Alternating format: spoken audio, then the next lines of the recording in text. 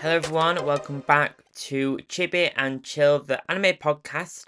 Welcome back. If you're new to the podcast, we have quite a few new subscribers lately, so welcome and thank you so much for joining me on the anime journey, and especially the kind of new YouTube focus, a lot of new engagement over there, so thank you so much for everyone that's checking us out over on YouTube. Thank you so much, and obviously big welcome to all the audio only listeners as well. This one is an episode that's kind of been inspired by my recent watch list. We'll go through the actual bucket list challenge update very soon, but this episode is all about the history of mecha anime. So recently I started watching Neon Genesis Evangelion, and it's one of the most loved and kind of iconic anime franchises ever, and it is part of that mecha and robot kind of genre of anime that's immensely popular, and mecha is a genre that I very, very rarely ever actually dive into, if I'm honest. But Neon Genesis may be the very first one in this genre that I've properly watched, or at least the first one that I've watched that properly fits that vibe or fits that genre. But I do know that the genre for mecha and giant robots is so popular, not only here in the West, but it's super popular in Japan as well. Like, they have the Mobile Suit Gundam giant like robot replica and everything. And then there's the giant staff from Neon Genesis Evangelion as well that does light up red. And there's so many other forms of media that kind of focus on that kind of vibe. And it's kind of made me think, where did it get its roots? And it's been a while. It's been a hot minute, it's been a while since I've done a history of episode, so I thought, what a better chance than now, as I'm kind of diving into Neon Genesis and properly appreciating the mecha genre that I've never dived into before, because I honestly didn't think it'd be anything I'd be interested in. I'm gonna hold my hands up, and I was wrong. I was absolutely wrong, and I feel like every time I dive into a genre, I did it with the sports one. I didn't watch sports anime. As soon as I watched Blue Lock, I was wrong, and it's an awesome anime, and there's some more sports anime on the bucket list, and there's more mecha anime on the bucket list as well for me to check out. So I do need to build this up a little bit further, but before we dive into the history of mecha in manga and anime, let's do a bucket list update, and let's go through what progress I've made this week on the bucket list. So the bucket list update this week. So this week I've made some steady movement. So this week I hit the One Piece milestone. I finally hit episode 1000 of the anime. It's finally happened. And right now I'm on episode 1001. So super happy to have finally kind of made that jump, made that kind of achievement, I guess. You don't get a badge or anything, I wish you did. But I'm so glad to have finally hit episode 1000. That feels like a great little achievement now. So, my current obsession with One Piece is Yamato. I did get the new Funko Pop. She's on the shelf just there behind me if you're watching this on YouTube. And I am in love with her kind of vibe and character design from the show. So, super excited to see more of Yamato and see how she kind of develops. I know some spoilers because of social media, and it's so hard to not see spoilers nowadays because of social media. But she's become one of my like fast favorites of the show. So I had to get the Funko Pop. It did come out on Funko Europe a little while ago, and I didn't buy it. I was like, no, I'm gonna save money. I need to save some money. So I didn't get them, and it sold out, and I immediately regretted not buying it, because that happens every time. Every time I don't get the Funko Pop, I regret it straight away. So this time I decided not to and go straight away and buy it. So super happy about that. So there are some videos of her over on my Instagram, TikTok, Threads, YouTube Shorts, all that good stuff. So if you want to see more kind of anime content based on that Funko Pops, things like that, there are some more out floating around there. So do make sure you check those out. But I also got Naruto over to 126. Slower progress on that one. For some reason, I seem to have dropped the ball a little bit on Naruto, and I desperately need to pick it back up. I'm not too far off having the main original series of Naruto done. It's only got 200 episodes, so I can do this and I can finish that. I really want to get that finished. But right now, as I've said, I am on with Neon Genesis Evangelion. That's the whole reason why we're doing this video. And right now I'm on episode 15, about to literally about to start episode 15. So about just over halfway through, or roughly halfway through. So it's awesome so far. I have to say, it's got that, when you think of like 90s anime and that 90s kind of nostalgic feel for anime, this is exactly the type of show, type of anime that you think of. It's got that kind of graininess, that hand-drawn kind of quality to it. Honestly, it is glorious. I knew the vibe of Evangelion, and like I say, because it was a mecha anime, I never really dived into it as a kid, and I never dived into it as an adult either until now. And I honestly, oh, it's so good. Graphically, it's really cool. It's got all that kind of like old 80s kind of technology in it, and it's so scientific and sci-fi. Oh, I've fallen in love with Evangelion. So the actual movie that comes after the series is on the bucket list as well. So I think as soon as I finish this one, I've got about what 3, 6, 9, 12, 4 hours left of watching the series, and then it's about 1.5 hours for the movie. So I think I will dive into that more or less straight after. They're right next to each other on the bucket list, so it'll be super super satisfying to see those two scratched off. So small movements, and I got a lot of recommendations come in from like threads and Instagram, things like that. So thank you so much for everyone's recommendations. It is really, really great to see, kind of have a bit of a guide to see which ones on the bucket list I should be doing. So yeah, great. I think I do need to come up with some kind of tactic though for the bucket list, because if you're watching this on YouTube, you can kind of see how kind of spotty it is. It's kind of I'm just going off what I kind of fancy watching at that moment, but I don't know if I need to try and start going across in the lines, getting a little bit more organized with it, try and get the pattern going a little bit more. But anyway, enough of a bucket list update. Steady movement, and hopefully next week I'll have finished Neon Genesis. I'll finish the movie for Neon Genesis. Maybe got Naruto to maybe like a 150 or 175 kind of mark. That would be really really great. But you know, I've got stuff to do. So I need stuff that's easy to watch in the background as well. And when they're kind of really kind of in depth and really want to get into the story, it's real hard to do anything on the side as well. So you know how it is. You know how it is. But let's have a tiny, tiny break, and then we'll dive into the history of mecha anime. Hello everyone, I just thought I'd pop in here real quick just to tell you all about Crunchyroll. And Crunchyroll is my favourite platform to stream all the anime that I watch, including Naruto, One Piece, Attack on Titan, Black Clover, and a whole host more, all of which I'm probably talking about in this episode.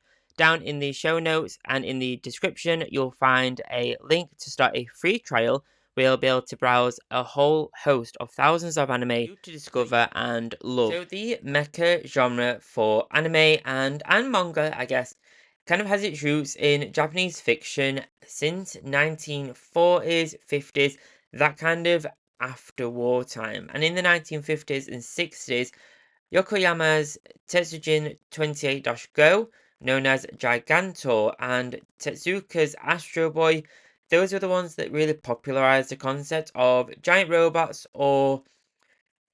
that can either be alien or man-made, in kind of that mix in Japanese pop culture, and it kind of went from strength to strength from those kind of most popular eras from its kind of formation. But the history of robots in Japan in general in media can be traced much further back to World War II, starting out as war propaganda to show strength, aggression, and that kind of forward thinking kind of vibe. So it all kind of started off as look how tough we are and look how strong we are kind of vibe. So some of the early examples of mecha in anime, or well, mecha in media, can be found in propaganda, which was the product of Japan's attempt to show military might as the country fought against Allied forces, especially the United States. So, because of all this kind of war going on, and during that entire period of history, it was all so heavily focused on propaganda, and a lot of the propaganda that we saw not only in Japan but in the West was all illustrations. That was the kind of graphic style that all kind of went kind of everyone kind of went with, every army kind of went with, every government kind of went with. The illustration of the woman with the arm, with the bandana, that's one of the most popular pieces of not only propaganda, but the most popular piece of artwork ever. So that kind of vibe carried on throughout all nations. So this mecha illustrated kind of vibe suited that down to a T. So the earliest publication that follows this kind of mecha archetype that we kind of know of actually comes from the 1940s from a manga called Denki Doko, which is translated to Electric Octopus. And this story follows a boy who pilots an octopus shaped kind of mecha robot. So imagine a mecha robot from Evangelion and have it shaped like a robot. It's that kind of vibe. It's shaped like an octopus. It's that kind of vibe. But in the 1950s, after the kind of immediate post-war period through the 1950s, this was marked by an intense economic recovery. After all that war, every kind of country, including Japan, has that kind of moment where they kind of need to re-stabilize and kind of recover from the war. War's not easy to come back from, obviously, so there was a big push on trying to come back from all of this. But one significant post-war mecha piece of work was known as, and I will butcher this, so I'm apologies for that one, Genshikyo Genshi Yokuro, something like that. There's a second bit. Genshirako Jinzongen.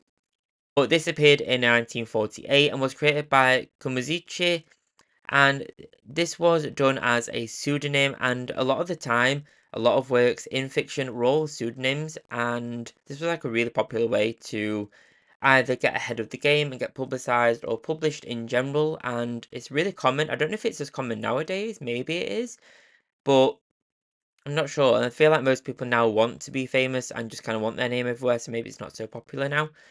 But this particular work presents one of the early examples of exploration of nuclear weapons in Japanese fiction. And following that kind of, we've seen it before, especially in video games, that kind of 1950s vibe of nuclear energy and it being super clean and it propelling us into like flying cars and pneumatic tubes and everything like that. It's that kind of vibe, and this was the first time we saw it in Japanese fiction. But one of the early examples of mecha in kind of anime and this kind of media was in 1956 with Tizitchen 28-Go, and this series centers on the adventures of a young boy named Shotaro Kaneda, who controls a giant robot named Jujutsu 28. And the anime series wasn't made until 2004, but it was known as Gigantor in the West. So many people might have watched Gigantor way back when and not actually realize the root media for that is actually Jujutsu. Again, I'm so sorry if I'm butchering that. But that's interesting that kind of link. I do have questions as to why it took until 2004 for that manga to actually be made into an anime, but it looks really interesting. It looks it does give an Astro Boy kind of vibe, so you can kind of see the link between the styling of the media around this kind of time. But with the media in the 1970s, it had an absolute boom. The mecha genre really went from strength to strength and found its true popularity in the 70s and the 80s. And I feel like that's the same for a lot of media. A lot of media, such as anime, manga, animation, really started to try and find their feet in the 50s and 60s and truly knew what they were doing, what the game was in the 70s and the 80s. But one of the headline and kind of first, there's kind of contention between which one was the truly first one, but one of the headline mecha anime was Mazinger Z, and it was created by manga artist Go Nagai in 1972, so fairly early on in the 70s. And it was the first anime series to feature a giant robot piloted by a human being, and it laid the groundwork for future mecha anime series. So that before the robots were kind of controlled by themselves, I guess, or kind of just worked individually, independently. But this one was the first one that kind of had it piloted by a human being, giving that kind of Evangelion kind of vibe and that kind of idea. But in 1974, Getter Robo introduced the idea of transforming robots. And this was his concept that we're obviously all familiar with. Transformers is the most popular franchise for that kind of transforming mecha vibe. But in this anime, three pilots fly jets called Eagle, Bear, and Jaguar. And the Getter allows their the Getter alloys they're made out of allow them to form into three different types of mecha combinations depending on current needs. So think Transformers, but with actual robots, not machines. So that kind of vibe. It's interesting when you kind of see these different links between Western media, such as Transformers and Thunderbirds, and having that kind of links between the different Japanese manga and anime that we've seen way back early in the 70s. But AstroZenja Z was the first super robot anime in colour, and this was also in 1972. And AstroZenja is a robot made with living metal in the media, and it's also sentient, so it talks, thinks, and feels pain. This one really puts me about a little bit, makes me feel a little bit weird. I never really thought about the robots in the anime that I'm watching, especially now, Neon Genesis, as them having feelings or feel pain or anything like that. So that's really interesting. And this one, I'm interested in this one's story because of how does that kind of work? Because you've not only got the humans' emotions and feelings, you've also got the robots themselves as well, which feels a very alien concept for the machines themselves to have emotions, thinks, and its own feelings. So really interesting twist on the genre there. But in 1975, the genre had an anime with a different take altogether, with Brave Raideen to have mechanical based on myth instead of science. So the robots in this anime came from another world, and it kind of resurfaced after the Demon Empire awakened to conquer Earth, and it also revealed that Raideen transformed into a rocket ship when required. So this one kind of merged these.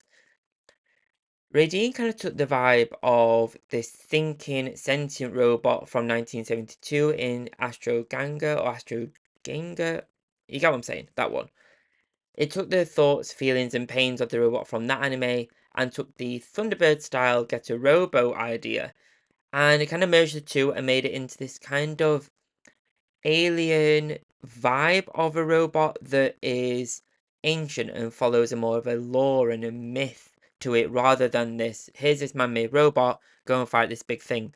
It kind of followed a different vibe, and this one to me feels a little bit more interesting. It feels like it's got a lot of depth to it. There's a lot of lore there, there's a lot of history behind it, and it focuses more on that kind of vibe rather than these super high-tech scientific vibe of Evangelion or Gundam. But one of the most iconic and popular mecha anime series ever made is Mobile Suit Gundam, and this one released in 1979 by Yoshiyuki Domino. And the anime chose to not only focus on the fights of the robots, because that's obviously a giant theme in this kind of anime, but it also focuses on the societal and psychological effects of the war that is present in all of this anime, manga, and general media that follow this kind of vibe. So it focuses more on the actual after effects and the people that are operating these machines or that's going under these tasks and living in this super kind of conflicted world. And that one was super interesting. Most of the anime before it seemed to have followed this kind of vibe of weekly fights. This week it's going to be this bad guy, this big thing. We need the robot to go and fight this. It kind of followed a different tact, and I think that really helped it become as popular as it is and made it a complete household name way back in the 70s, and it still is today. But in the 1980s, 1979, 1980s, early vibe, in the 1980s, Neon Genesis Evangelion was created, and the genre seemed to go from absolute strength to strength. So, similar to Gundam, Evangelion focuses more on the youth that's actually piloting the EVAs and their own turmoil of actually what they're going through, what they're handling, what situations they've been put in, and actually the three pilots of their own personalities and how they're affecting the Evas and vice versa, and how they're kind of navigating being these pilots in these fighting these giant alien robot kind of things, and actually still going to school and having a normal life as well. So it kind of focuses more on that kind of vibe. But in the 1980s, two other anime that kind of really set the stage for Mecha was Patlabor and Macross as well. So these were two that really helped set the stage. And the 1980s, similar to what we saw in the 70s, the 1980s really saw this genre of anime really go from strength to strength, and many more have come after them, but I don't think any have really hit the popularity streak, such as Mobile Suit Gundam and Neon Genesis Evangelion. And I think nowadays, I think there is a bit of a nostalgic boost for them. Like I mentioned at the very first start of this episode, there's a gorgeous quality to Evangelion that's got that nostalgic feel to it. And I think if Neon Genesis Evangelion got a remake today, also that would be amazing. Let's hope that's a thing, but part of me also doesn't want it because I think there's this idea of looking back, and I don't say to a simpler time, that's really not right. But I think there's a quality to an anime that came from the 80s because it's got a different sentiment to it, it's got a different focus on it. And nowadays, yes, we could make an anime that's got this super high quality animation, and the fight scenes could be ridiculously amazing. But I think the simplicity in some of the earlier anime from the 70s, 80s, early 90s, there's a quality to them that we couldn't recreate today. Or if we tried, it just wouldn't be the same. There's this quality of a focus on more on the pacing and the story itself rather than these flashy fights. And I think that is partly why, if I'm honest, the Transformer media and that Transformers brand vibe isn't for me. The films are too long and they focus way too much on these fights rather than the actual story itself. And I don't want a remake of Evangelion or any other kind of not a remake but any other mecha anime. I'm scared that that's what the focus will be. The focus on just these pure fights, where I'm more interested about the pilots themselves and the turmoil that's going on and the world and the lore and why what's going on is happening and what's going on in the background, what evil guy is doing something in the background, that kind of vibe.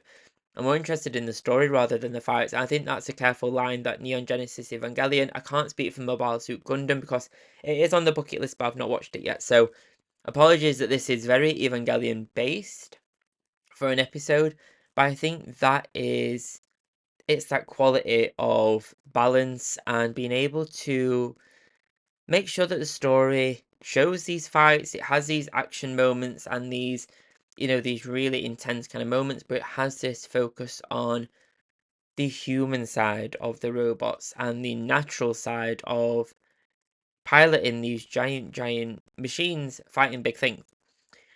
But the actual media has, in its history, it's gone through quite a big change, and I think it's an interesting genre because it's gone through these kind of evolutions, so to speak, of having these more simplistic robot designs to where we end up at Transformer level and Evangelion level, where they're quite stylized and they're quite intricate in how they're designed and created.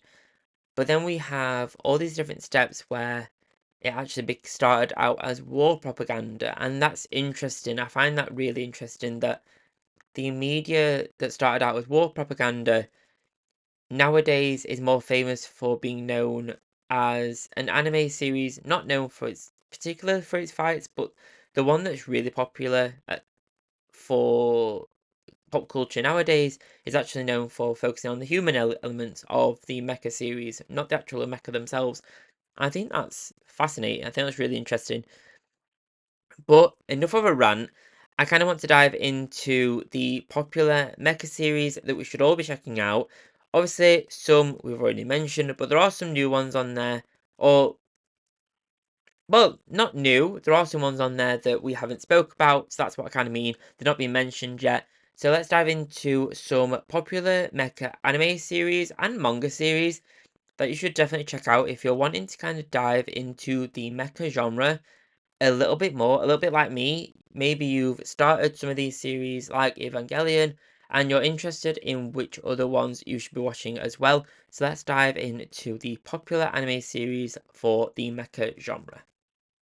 If you're like me, you love to dive into some tasty treats or savory treats while watching your favorite anime. Now, with BOKKSU, you can travel through Japan through flavors with 20 to 22 savory, sweet, and more snacks to enjoy every single month with a unique theme. For your first box, upon subscribing, you get the Seasons of Japan box, where each snack comes from a certain prefecture in Japan and covers a themed season such as autumn, spring, and more. Enjoy sweet, savory, citrusy, and more flavors with BOKKSU's curated collection of snacks every single month. After your first box, which is the Seasons of Japan box, you'll enjoy a unique themed curated box every month with snacks that match the month's theme for the box. Enjoy your first box with BOKKSU using my link down in the bio and the show description, and enjoy a world of flavors and explore Japan through taste with BOKKSU. So the first popular anime series for the mecha genre is one that's obviously a household name. We've mentioned it a couple of times in this episode, and it is Mobile Suit Gundam. And this series is a flagship for the mecha anime series genre and has been around for over 4 decades, and it just goes from strength to strength, and it's had multiple spin-offs, multiple sequels, movies, and there's a huge amount of franchise media like goodies, figures, that kind of thing for it. And it's become that way for a reason. It is so popular and absolutely beloved. But this one is known for its complex plot, realistic robots, and its political themes as well. So this one, again, similar to Evangelion, it focuses on the world around it and the impact that these moments of these robots has on the world around it. So this one, I think, if I'm honest, this one was one of the ones at first glance I didn't think I knew of. I didn't want to dive into it, but after watching 14, nearly 15 episodes of Evangelion, and now that I've been proven wrong about the mecha genre of anime, I am intrigued and I do want to dive into it. Mobile Suit Gundam is one that is on this list, and I know that it's huge. I know that there's so much to watch. I know there's a lot of films, a lot of spin-offs, a lot of sequels, and a lot of anime series. So it is one that I need to really block out the time to watch. So definitely give this one a watch. This is like your big headline one to watch. If you Google Mecha, this is exactly what will come up, and definitely check this one out. This is definitely on my list to check out at some point. But the next one on the list is Neon Genesis Evangelion. Again, I won't go too much into this one because I spoke about it a lot in this episode. But this series is a deconstruction of the mecha genre and explores the psychological struggles of its main characters, so the three pilots of the Avas, and it's known for this heavy use of symbolism and a controversial ending. I'm not gonna lie, I don't know what the controversial ending is because I've not finished it. So as soon as I finish it, maybe then I'll know, or maybe after I do a little bit of a research, then I'll know why it's controversial. So I can't speak for that if I'm absolutely honest. I'm going to be absolutely transparent on this podcast. I don't know what that is, but definitely check this one out. I can speak from watching 14 episodes of this one. It's spectacular. So definitely. If there's one that you check out on this list, please let it be this one because wow, it is great. The next one is also on my list to watch is Code Geass. And this series is a combination of the mecha anime and a political drama. So an interesting mix there. And similar to Mobile Suit Gundam and Evangelion there with the kind of mix of themes. But it follows the story of Lelouch, a young man who gains the power to control people's minds and uses it to overthrow a powerful empire. This one is the one that intrigues me the most on this list because of so many people have kind of recommended this one to me, so this one piques my interest the most. So definitely do check this one out. Again, this one is on my bucket list, so at some point I will watch this one as well. But the next one has quite a long name. So this one is Tengen Toppa Gurren Lagann. This one is known for its over-the-top action, incredible animation, and positive message of never giving up, which is always a great message to have. It follows the story of Simon, a young man who pilots a giant robot to fight against an evil empire. This one, to me, sounds a little bit generic. This is what I kind of meant at the very beginning, where my immediate reaction to the mecha genre is this big fights, low story. And this one, because of how it reads, feels like that. It isn't. It probably isn't. Let's be honest. This will be beloved by an anime community somewhere. I've never heard of it, and the direction, the kind of description for this one doesn't give me a great level of detail, but it's on this list as ones that are super popular, so it's on this list for a reason. So, check it out. The last one is Full Metal Panic, and this series combines a mecha anime with a comedy and a romance, which this one really does pique my interest as well because of the mix of themes, and I love an anime where we get to enjoy it with a bit of comedy as well.